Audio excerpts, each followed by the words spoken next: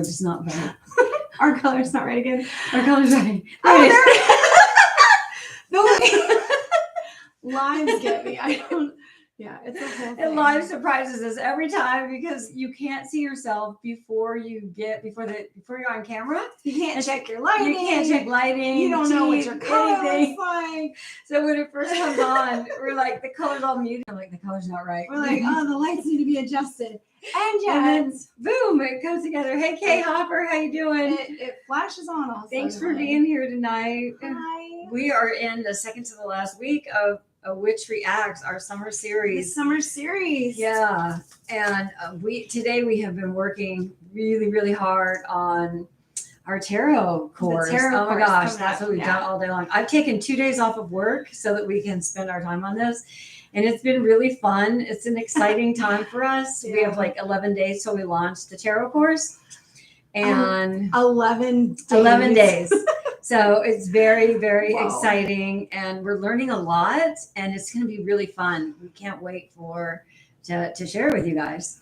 As a reminder, the videos will upload on Tuesday night, like starting September 5th. The videos for the 11-week course will upload to YouTube and be available. And we're going to take a journey through the tarot and learn about it and become better readers and interpreters and, get some clarity on some cards that just seem so hard to, whether you're trying to memorize them or intuit them. That, like, for me, I've been looking at tarot for 25 years. There are just cards where I'm like, I don't know. Here's this damn card again. What does it mean? It's like I have to go look for new meanings almost every time. Well, now that we've spent probably a couple months going through lots of resources, I'm very clear on the tarot now. I have to say that putting this class together really helped me appreciate the Rider-Waite-Smith deck more because I haven't used it in years and years, but I have a fondness for it now. Oh my gosh, it's really an amazing. It's a it very really interesting is. deck. I always thought that I would wanted different tarot decks because it's just kind of, I don't know. I thought it was sort of, remedial or something. But you know what? There's a lot going on there. So once you start to study it, you're like, wow. Well, you gain an appreciation for the antiquity of it because there are images in there that we just don't have in our world today. And we go over we go over all of that. But we're excited. We hope you're excited. We hope you'll join us for those 11 weeks. Oh my gosh. All right. I just want to say hi to everyone who's joined us now. Shelly, hello. Hi, NR. I know you said your name before and I forget. I need to make a note of it. I'm so sorry. Not Ner.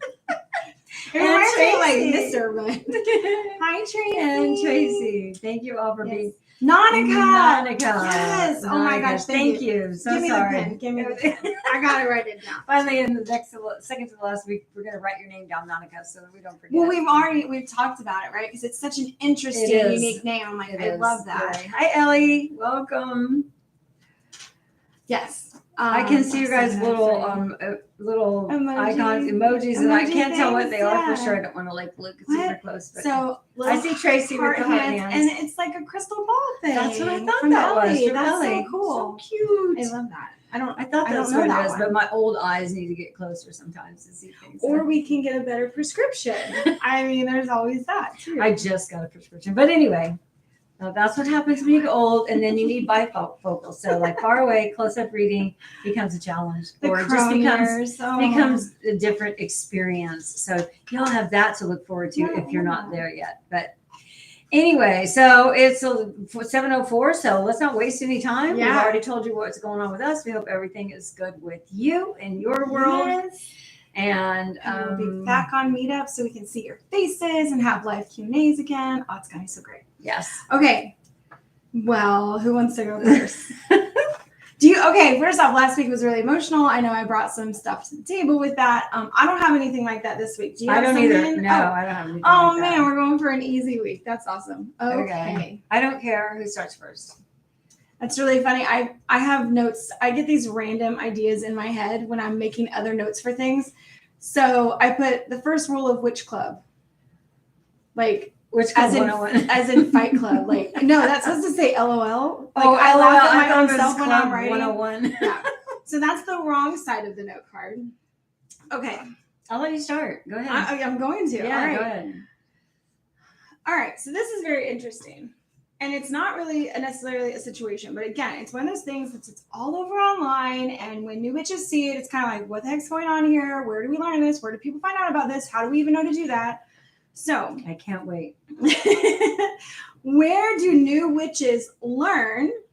Where do they go to learn to do or to read cord cuttings?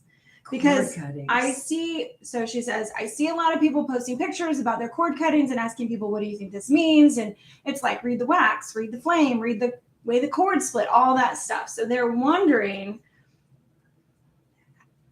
did it work? All of these things that go into reading cord cuttings. What would be your response to that? Of where do witches go to find that? Can you repeat the question again? Because we went up on a little bit of a tangent there and like, what's the question? Yeah. So when new witches see these posts about people doing cord cuttings and then asking other people to interpret or read them, okay, she's wondering, where do you go to find out how to read this stuff? Gosh, I mean, I would think, so personally, I've never done a cord cutting. So first of all, I know what they are. Of course, seen them, right? You're right. They are all over the internet. They're on the gram and everywhere. They are the gram, not the tram, but the gram. One of the things that I find so interesting is that the people who are doing them then can't seem to interpret them because they ask for opinions from everybody. What do you think this means? That's what I see, at least in a couple of groups that I'm in. Yeah. Nobody's like, I got this cord cutting and now, that it's done, right? The spell is done, because what my understanding of the cord cutting is that it's meant to break a bond between, like a really strong bond between two people. That's the purpose. Or, like an emotional bond or a trauma bond or whatever. You do this spell, which is a cord cutting, where you like, in case anybody doesn't know. It's a ritual kind of spell, yeah. So there's two candles, you wrap string around them, I think. And then you burn, then you light the candles and you let them burn down until they get to the cord, then that burns down. And I believe you let the candles burn all the way down. And so I'm not really sure that what's the interpretation. I'm asking a question with a question, but what's the interpretation that's supposed to happen? So that's my question. Now I have a question back to this person about where would you go to get this? I was going to say that there are probably some people who have experience with this. And if you wanted to know how to interpret what a cord cutting particular outcome is, then you could probably find people who have written about it and know about it and have done lots of spells and things like that. So Google, the great thing about being a witch today is that and then also our sort of, the overwhelming thing about it is we have Google. We have Google. Everything's on the internet now. And the more data, more things that we learn, the more is uploaded there, and the more places that you can go to research. Yeah. I think that people want to have an answer like right away, and sometimes I feel like they maybe don't want to go and do the research, and they look to other people who may just be guessing. It's the Walmart world. Instant. I want it off the shelf. I want to take it home. I just want it there. Who may just be guessing. But here's what I would say about the whole thing. It's like, if you did the spell and you set the intention and you have the focus that the purpose of this ritual spell that you're going to do with these candles and this cord, and it burns down and those break. I mean, the only reason the bonds wouldn't be broken in theory is that the cords did not break for some reason. That would be something to be asking questions about. If the cords didn't burn and they stayed stuck together, then you're like, oh shit, this didn't work. But to me, just logically thinking, if the cords in fact do burn and they split apart, that is your answer. The bond was broken in the breaking of the cord, because that's my understanding of how it works is that's it exactly. Yeah. So that is my really long answer that I hope somebody found helpful. And if you didn't, I hope you will correct me in the comments, because I've never done one and I actually haven't looked it up, but I do know they seem to be a very popular thing. So how would you answer that question? All right. You guys know I started witchcraft like 25 years ago, before really the internet, like in the age of dial-up still technically, and no books on the shelf, because that witch was still a bad word. And what I learned to do through my own spell work and the guidance of people who were just around me and talking about it, but never giving their opinions and just saying, hey, it's what you make it. It's always what you make it. You have the power to literally build your practice any way you want. Well, I took that on as like, I have the freedom to do whatever I want, however I want. And that gave me, it was such a freedom. So for me, if I wanted to do something like a cord cutting ritual, I would first tell the universe my expectations. I would say, okay, if the cord doesn't burn, I'll take this answer as this. If the cord burns, I take the answer as this. Like I let them know that the message that I need from this, the ending that I'm going to see means this to me, since it would be a first time for me. You know, I always look to my team of light for interpreting things. And so I'm basically talking to them and my higher self going, okay, I really want to end this thing. If I need to do more work or something else has to happen, then don't let the cord burn. But if it burns, like I'm releasing all this, I'm getting out of my life, it's working, it's done. And then I don't think about it. So I actually set my own rules and standards for that. I was just thinking that like a candle magic book might have cord cutting or cord rituals in it. What did you call it? Cord cutting, which is not a cutting. It's like cord burning. But either way, I think that these rituals come about and they're really easy to put together without a lot of thought. And that's where witchcraft becomes sort of gimmicky rather than truly sitting with yourself, doing the real work that's like the reflection, the true intention, working through your own stuff.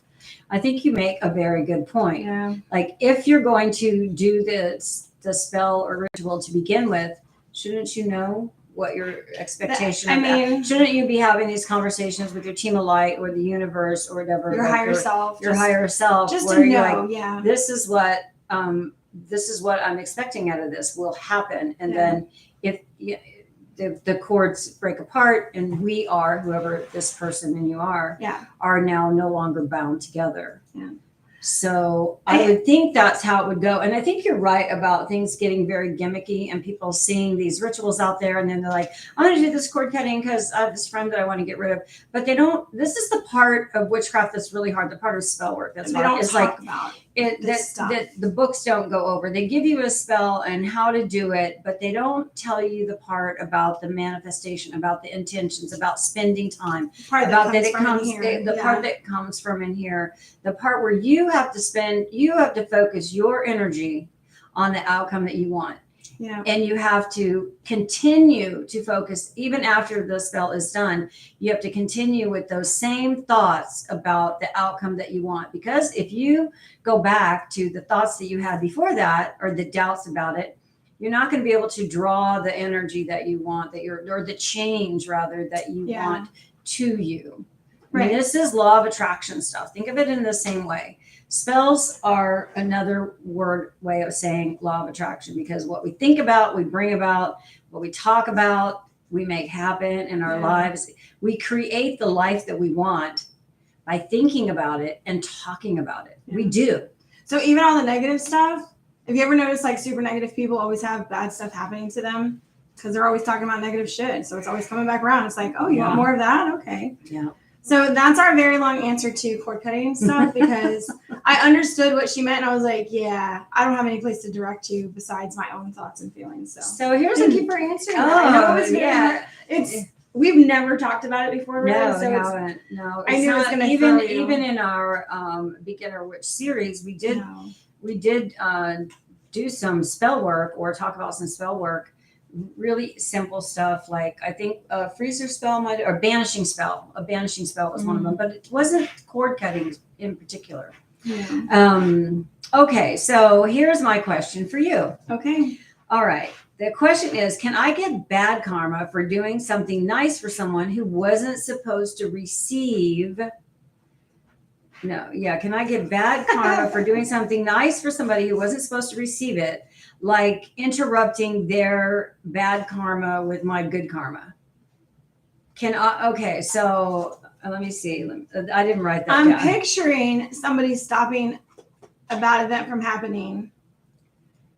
So and I may not have written it down right, because I think what they were saying is, if I'm nice to somebody and what they have coming is bad karma, but I treat them well, or I do something kind for them, or I show them some kindness, help them in some way. In other words, good karma in their life, do something for them. Can then that can that come back on me because I interfered with karma? Oh gosh. All right. No, I see where this is going. I interfered with karma because I was nice to somebody who No. didn't deserve it. Okay. Okay. No. All right. We're going to squash this right here and now. I'm going to try to be real nice about it. When we use our kindness as a weapon, when we weaponize it, right, in that way of like doing something good for other people, and what's the thing called, like turning the other cheek sort of thing, where it's like people are bad to me, but I continually do not retaliate because that's not who I want to be. I actually talked to my kid about this. He's 17 and going, other 17-year-olds are not necessarily kind, but I tell him, I said, in the end, the judgment is not about that person. It's about how you feel about the way that you acted, and did you stay true to yourself? You do not, there's just no way that like bad karma is bouncing around waiting to stick to somebody. That's just not the way that it works. And whatever's going to happen to that person eventually, outside of whatever you can do, is going to happen to them. So like, stop thinking that we're responsible for other people. We're responsible for ourselves, our actions, how we treat people. We're accountable for those things. That's it. How other people decide to behave and react to those things has nothing to do with us. What they think of us has nothing to do with us. You cannot let those things into your sacred space, into your bubble of, your mental health. If you do, you'll be considering every single person in your path pretty soon, and then that'll limit your growth because you will not be able to focus inward. You'll be focused outward all the time. So F that. Stop thinking about karma's a bouncing ball trying to stick to somebody and find somebody to like repay it to. That's not what karma is supposed to be about. And if you weaponize your kindness to continue to be kind to somebody, even though they're bad, I feel like that just makes you a good person, unless you're second guessing yourself. But no, put yourself on a pedestal and be like, I'm different. Even though people are bad, I'm still going to continue to do what feels good to me. And I think not doing bad things to people feels better. That was always my thing. I didn't, until I was actually face to face with people who wanted to fight me, girls that used to pick on me all through school, I just avoided them as much as I possibly could. I avoided all the actions of trying to be in some hallway or bathroom fight with the girls who just did not like me throughout school. It's like, I don't have anything to prove. I don't give a shit about your boyfriend and all the things you got going on, man. I'm an art nerd who's just trying to live in my world and do my own thing. I cannot help it that people find me attractive or talk about me or there's rumors or whatever. That's not my problem. So I was trying to live in my bubble, and until I was actually confronted like face to face, I didn't do anything. But if somebody's gonna come at you, then I'd be like, yeah, then you gotta do something, and it's not gonna be nice, but you gotta defend yourself. So there's like, that's the human side versus the spiritual side, and that might get muddy a little bit, but karma's not a bouncing ball trying to stick to anybody. Do good, and the universe will repay you. Like that is what I believe. That's crazy. I'm thinking about this girl now, and I'm like, oh, well, what I think when I read this is, I wonder if there is a misunderstanding about what karma actually is. I'm sure we use it a lot as a very, like, it's very loosely used, right? Yeah, and so that's what comes to my mind. It's like, can I get bad karma for doing something good? What? That makes me think that we don't have an understanding of what karma is. And the way I understand karma is that it's the lessons that we're here to learn in this life. Yeah, it's not the Eastern version of karma with the wheel and you return to the life each time. It's not that for me. Like, I don't know if you know that definition of karma from, like, I'm going to totally mess that up, but I was going to say Taoist. I remember I tried to say that one day, 2 years ago. Okay. Yeah, I know who you're talking about. It's not, we have our own idea of what karma means for us, and that's just the balancing out of the things that we do. So the energies that you give and take, and our life is not all about karma, because you didn't come here being a bad person and yet bad stuff happens to us, because we need those lessons in order to learn. And that's not karma. That's not you being repaid for something. That's because you have a plan here on the earth to accomplish certain things. And without me being bullied, I would not have become such a strong leader. I wouldn't be able to speak up for people now, because I wouldn't have had that experience of like knowing what it feels like. Our experiences in all those bad things give us the power later to be advocates in those areas of our life. Well, and I can say the same thing about my life, about Exactly. all the things, all the crappy things that happened to me. Did you deserve him at 11 years old? When I was a really little kid, that my parents were effed up. And I didn't do anything to deserve that. But what I do believe is that before I came back here, I chose to have those lessons in this life, because that's what I believe. I don't know what you believe. Those of you who are listening to this believe when we reincarnate, when we come back, when our souls come back, before we come back, we decide what lessons, or we know what lessons we talk with our spirit team on the other side. And we're like, okay, these are the lessons that I need to learn. And so I'm going to go to earth and I'm going to have these experiences because I'm going to learn from those lessons. So we pick the hard things in our life before we ever get here. So to me, that's what the karma is. The debt that we owe from a previous life. Okay, I'm going to use an example of somebody who was, I'm going to use an example because I'm listening right now to Destiny of Souls and Journey of Souls, kind of back and forth. The books by Michael Newton, who did past life regressions, and people talked about what it was like for spirits on the other side. And he got a lot of information. He did a lot of these interviews, and those are wonderful books to really get an idea of what it means to be a spirit on the other side, what happens to us after we die, and what happens to us before we come back after we die, if we choose to come back, because we have that choice. But anyway, I'm going to give you the example of somebody in this lifetime or in a lifetime who's really mean, who's like really mean to women, because this is one of the examples that was like really treats women really, really bad.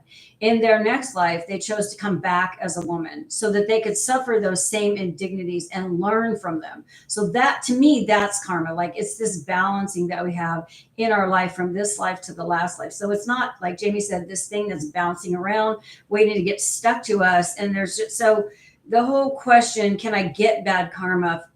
No, you can't get bad karma. But what you can do is you can do bad things in this life that then in the next life, you're going to have to come back and you're going to have to, those things are going to have to be reconciled. That's what I do believe. So if you're a terrible person here, and when you come back in your next life, you're going to be probably put in situations where you are treated the way that whatever bad things you did happened to you, so that you can really understand as a soul what it's like to be on the receiving end of that crappy behavior. And I want to make it really clear that you're not forced back here under some like, now you go back and pay for it all. When you get to the other side and we have that, all of this world lifts off of us and we get to see everything and there's, just clarity. It's kind of like, oh, I'm really disappointed in the way that I acted. I can do better. And you come back willing to do these things. You choose to come back and say, all right, I see what I did wrong in this life. I think that I can do better. You get coaching from your team of light. You set up another life, another family line, another country, whatever it is. And then you come here because the lessons are soul growth. It's not just karmic debt. It's a soul growth thing where you're supposed to come back and go through the hard times and become better from it. Not get worse, not fall down and deteriorate in this life, but it's supposed to, the struggle is really supposed to grow you. Yeah. As it knocks you down, then you are reborn in that situation like a phoenix from the ashes, where you've learned something really pivotal and it pushes you towards your life goal more, right? So we all have our purpose, which guides us. And then what happens when you change from that? We're way off on our topic, but then what happens when you do change from those experiences is you are a kinder person, a better person in this lifetime. So then you do things to sort of make amends, if you will, not for anybody else, but for your own growth, your own soul growth. So we spent a lot of time on karma, but it's really interesting how some of these ideas get out there and they don't seem to be very well thought out or researched when we have so much information available to us. And I think it's just maybe it's a little bit of the social media phenomenon, or maybe just the world, maybe just the world that we live in. So we still have two more questions, so we better get moving. Next question. Okay. This one's just really funny. And, everybody, if you guys want to put in your answer to this, because I loved this. I saw this and I was like, God, I can't wait. I know. It's so funny. And it's okay. Who is right or wrong? I believe you can do a spell whenever, wherever you want. And my best friend believes that you can only do a spell if you've cast a circle. Otherwise, the spell won't work, period. That's it. What do we think? Oh, have to do a circle? okay, so Don't have to do a you know, for circle. those of you who are on, what do you think? What are your beliefs about that? So Casting circles or not for spell work? well, I think if you're a Wiccan, you do have to cast a circle to do a spell. Maybe. Yeah. So I think but I definitely I'm of the school that you can do it anywhere, anytime. Mm-hmm. But here's the funny thing about witchcraft and about life, like we talked about at the beginning of this. What you believe and what you talk about, you make happen, you bring about in your life. So if you believe that your spells will not work without casting a circle, then your spells aren't going to work without casting a circle. And if you believe the opposite of that, then they will. But the interesting thing is you have two friends, you know, with these conflicting opinions. And so I would just say sometimes we just, you know, we have to say, this is my belief, just like any other witchcraft, any other belief in witchcraft that you choose to. It's a beautiful thing about witchcraft is you do get to choose what you want to believe, and you get to build it for our personal selves. We build it for ourselves. It's your personal practice. So but it's interesting, right? I've never heard anybody ask it quite that way. I was like, oh. Well, it's another one of these things where it's like, where did these things come from? Where do these ideas that you have to do things a certain way come from? And I wonder, is it movies? It's ceremonial magic. So in ceremonial magic, when you read books about that, it's very structured, guided, like step by step. In ceremonial magic, I don't know anybody, well, actually, I don't know a lot of other witches that talk about spell work, but for ceremonial magic people, it's in groups. And I really do understand why there's a lot of structure when you have like 10 witches getting together to do a spell, because everybody needs to know their part, kind of like a play or performance. So I've seen that and I get that, you know, but as a solitary witch, I'm like, I'm directing me and the energies around me. I don't have to everybody knows where they're supposed to be. Like, we got this. I don't have to put boundaries out. I go to my place that feels sacred to me and I just do what I do. So personal preference. So I love Tracy said the same thing. None of your business said the same thing. It's like whatever your belief is, that's the beauty of it. So Ellie says she thinks it comes from organized religion, which most of us were introduced to growing up. Yeah, you're right. For sure. You're right about that. And everything, or so many things. I was raised Catholic. So it was very rigid the way that all of the what the hell do we call this? Let's say what the church service went. I don't even know if I would call it a service. It was so ritualistic from the time you enter the church and dip your fingers in the holy water and do the sign of the cross, to going up and kneeling beside the pew before you, and again doing the sign of the cross. All this genuflecting and the up and down and the priest. I mean, it's very ritualistic. Catholic Church is very ritualistic. So, okay, I think we answered that. So the last question is, because I don't want to run us too late here. We're doing really good at 7:28. All right. So I broke up with my boyfriend during Venus retrograde. Does this mean that it's permanent? Sometimes I wish I was drunker for these questions. I wish I'd had like 5 drinks before this, because this sounds like a great conversation for a bar. Thank you, Tracy. Mass. I couldn't think of it. It's been so many years. Thank you. I appreciate that. Anyway, sorry to interrupt. Okay, go ahead. Is it permanent if she broke up with her boyfriend during Venus retrograde? And if so, then what spells can fix this situation? So that was part 2 of it. But I figured that we broke up during Venus retrograde, and does that mean it's permanent? I love that it's like, you want to know the way to fix the situation, dear? Do you want to know? That's where I said I wish I had 5 more drinks already, because this would be a really fun conversation. Okay. When we wholeheartedly believe something or question something, or we're looking for everybody else or a sign in the universe to tell us our direction, you are lost. You are lost, and you are searching for your purpose and your path. And another person or Venus retrograde is not going to give that to you. Those are not your clues. Those are not your signs. You need to do some serious, deep reflecting on what is important to you. If you broke up with them, you obviously were not happy with him at that time. Venus didn't make you do it, just so we're clear. That's just like people breaking up after they've been drinking. That's because you guys aren't truly well together, and all that shit comes up when you guys have been drinking. So leave it as it is, move on with your life, and start like figuring out what your true direction and path needs to be, because breaking up with people and blaming it on planets is like, I don't know. Okay. It's X. I'm nice. That's all I'm okay. saying. She's being nice. So I kind of so she asked if we broke up during the Venus retrograde, is it permanent? Well, I don't know. Do you want it to be permanent, or is this something that is worth working on but with there's you? So many other things, and we don't really break up? And we don't know. You know, all we know is that you broke up, and we don't have can't advise that well. But what I can say in general about relationships that fracture, if you will, and you get mad and like get pissed off and walk away and say bad things, is that I believe anyway that there's always an opportunity to come back. And it starts with you, first of all, saying, I'm sorry for my part in it and owning that shit. Yeah. And then also forgiving the person without them ever having to do anything. And so that you're willing to like let go of the stuff so that you can move on. Because as long as we hold on to whatever, we get our feelings hurt, bring up the past, you know, and we're bringing stuff up and we're doing all of these things that they're just, those types of behaviors are not conducive to building a trust in a relationship and building a bond in a relationship. So that's what I would say is like, first of all, did you want to break up? And if you didn't want to break up, then own up to your part in it, go back and apologize and try to work it out.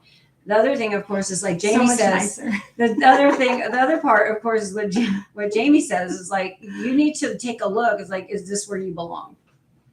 I mean, because we have very limited information here. So we have no idea how long we've been together. We don't know anything. But anyway, I think that's that's a good general a way to handle, because we're human beings and we live in a world that's hard. It's hard here as physical beings as physical beings. We're actually spirits living in a human world and a human body dealing with human crap.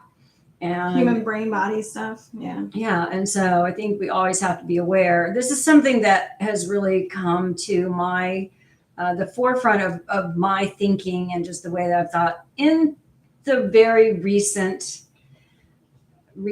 because I haven't always been a very nice person. So first of all, let me just preface that by saying I'm a Scorpio. So I just tell it like it is. And I haven't in my life before until recently really considered how that might affect other people. I just say what comes out of my mouth. And that's not always really helpful. I just say what comes out of my mouth. And I don't really think, because I'm like, it is what it is. Live with it. Shut the F up.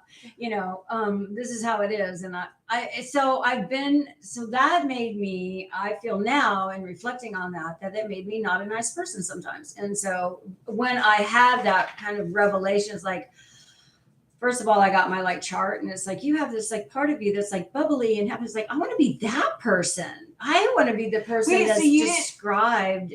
You didn't enjoy being the angry, like F you person? No, I mean, I didn't. It was just such a habit. It was a defense mechanism. It was a coping mechanism. It was all these things. And there was a lot of shadow work around that stuff. Of course, it came from like, of course, we all come with our past, you know, with all the crap that happened to us when we were a kid and then all the shit, right? Relationships. We all have that stuff.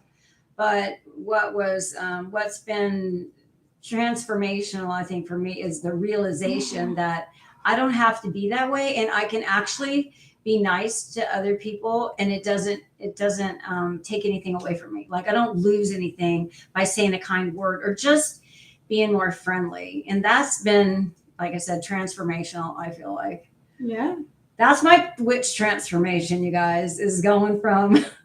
Well, I don't know if you guys know this, but the Scorpio has like 3 stages. There's 3 different things that they are and become, right? The Scorpion. First, the Scorpion. All right, the little ground-dwelling stinger. Then there's the... That was me most of my life. Then there's the Phoenix. The ground-dwelling stinger. Hiding under rocks and avoiding daylight and others. Pretty much And describes then- it. So then the transformation is into the phoenix, which is the first time they get to soar and see like mid-earth, like the path of their flight. But is, first you get all burned down to ashes, and then you come Yeah, back I as a mean, phoenix, right? you have to have like several tower moments and Yeah. have shit crumble, and Uh-huh. then you come back as a phoenix, and then you're like, oh my god, I'm so much better. Look at me with my new wings and my flight and all that. And then the phoenix falls, and then the eagle rises. So her last transformation is going to be into the eagle that finds, that's able That's really to enlightened. That's very enlightened. That's very the best way to put enlightened. it. Yes, very Very, enlightened. very enlightened. Take So this I don't time really for a want to walk. fall again. Am I the phoenix right now? I'm not sure. You're at phoenix stage, yes. But I don't really want to burn down the phoenix. But I really, it's, anyway, I don't know why I got on that subject, but that's a little bit about me that you guys may or may not have You're known. Scorpios. I don't know. I thought you did a really good job being nice to the posters tonight, so that's good. Oh, thank you. Well, those were our 4 questions That's and reactions. it for Witch Reacts Yeah. for this week. Listen, we have one more week of this, and if you guys see anything, hear anything, have your own stuff, want to, put, hey, I found this anonymous post, which there are a lot of anonymous posts out there. We have no idea who these people are. You can definitely comment in this video, send us an email. We're 7greensisters@gmail.com. For our last 4 questions, if you guys want them to come from you, we are more than willing. We'd love to hear from you. Yes. Like, what have you heard out there Just that you stuff would that like? baffles you. That you would like a witch to react to, or 2 witches. 2 witches reacting to that stuff. And although we see the same emails, so we'll have to split them up, but Whatever. We'd love to hear Yeah. what you've seen out there that you're like, Yeah. WTF, Witchcraft World. Well, this is our sign off for tonight. We just have one more. And then 11 days till tarot. So we hope you guys have a wonderful rest of your week and a good weekend. And thank y'all for being here. Thank you for being here. Bye, you guys. Bye.